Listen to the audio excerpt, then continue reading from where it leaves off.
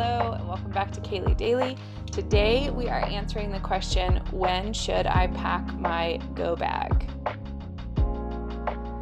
This is Kaely Daily, the bi-weekly podcast about all things doula tips and tits, where we answer one question about pregnancy, labor, postpartum, or lactation in order to have your journey in this parenting world be just a little bit more informed and filled with consent.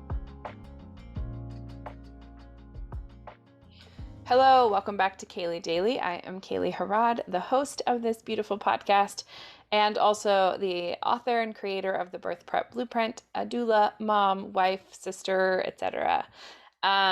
Today we're I am answering another when question. This might be a series, but maybe just 2 in a row. We'll see. But today's episode is, when should you pack your go bag? Now, I will of course add some nuance to this because you know me by now. That is what I do. But I want you to think about what go bag you need to pack. Okay. So one is, are you giving birth at a hospital? Okay. That's one kind of go bag. Are you giving birth at a birth center? That's another kind of go bag. Are you giving birth at home? Then that's a third kind of go bag. And let me talk about that one first, because you might be thinking like, wait a second, Kaely, I'm giving birth at home. Why do I need a go bag? What does that even mean? So your go bag at home is in the case of a transfer to the hospital, so that you have everything ready to go. In that bag, I would expect for you to have things for a hospital stay, so like extra clothes and things like that, but also things like your birth plan, maybe your wallet and your insurance card, because you don't probably have to give those to your home birth team when they arrive, right? So things like that are vital to the time that you're there. Also things like chargers, right? Like things that you want to make sure that you have if you have to leave in a rush to go to the hospital in the midst of a home birth. Now, for a birth center, I recommend that kind of bag as well, but a little bit differently. So there are a few different ways you can do this. One is pack for the birth center and have a second like backpack or something that has some like, if we go to the hospital sort of things in it, and just have that like in the trunk or in the car.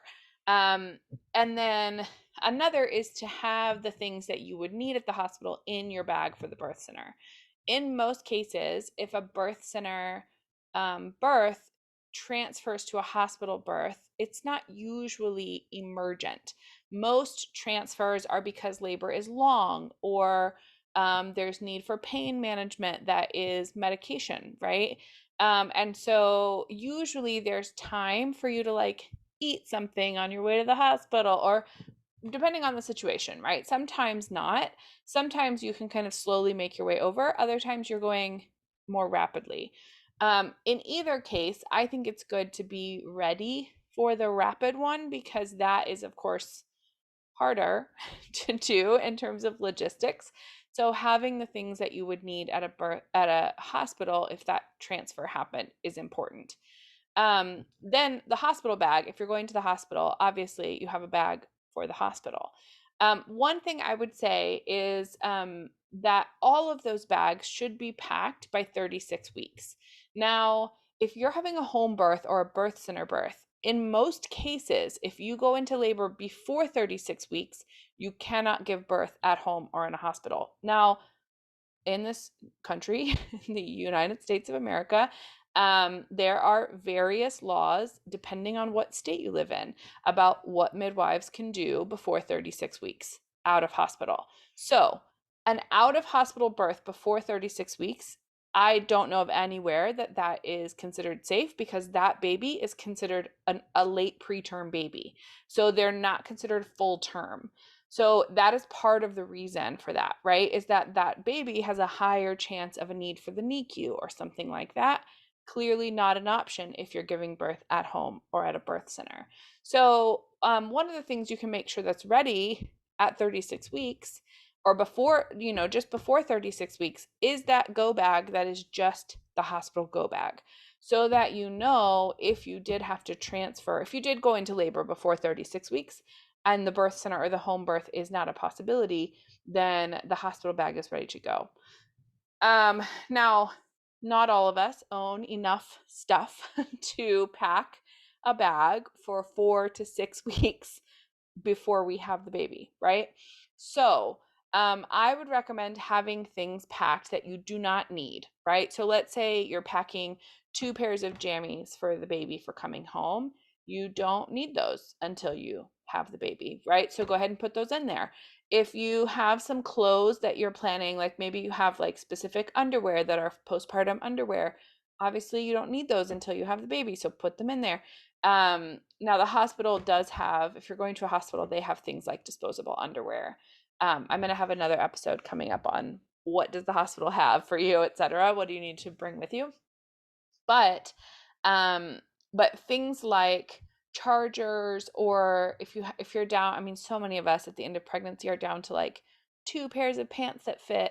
And so if you're down to 2 pairs of pants and you're going to wear one and you're going to pack one, then have a list in the top of your hospital bag that has what you need to add to that bag. Do not expect yourself to remember. And I honestly wouldn't even have it on your phone, because then if someone is at your house helping you, they can just grab the list and be like, black leggings, charger, whatever else, right? Like you can have a list there. The other thing that I recommend having packed is your snacks, because I have had at least 5 or 6 clients that went into labor between like 36 and 38 weeks.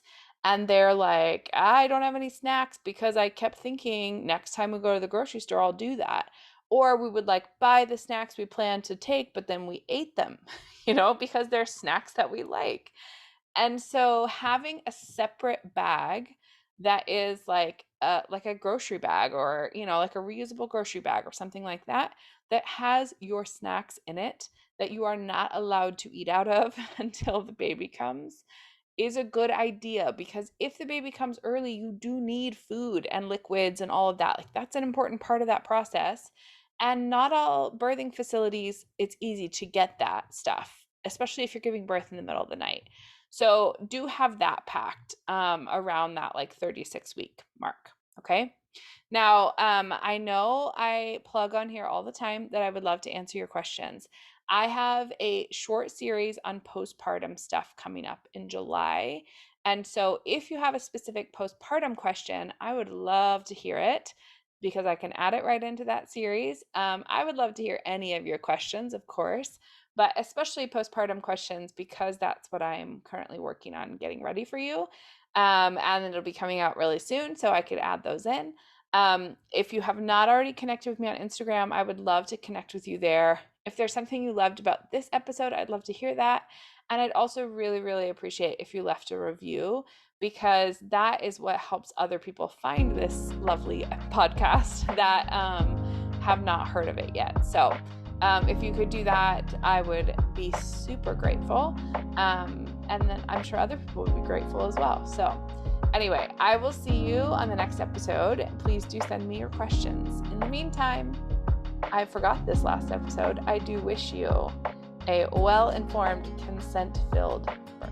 These episodes are edited and produced by Kaely, Harrod, as I'm sure you can probably tell. And our amazing music is credited in the show notes as well. So we look forward to seeing you on the next episode. And in the meantime, have wonderful and consent-filled births.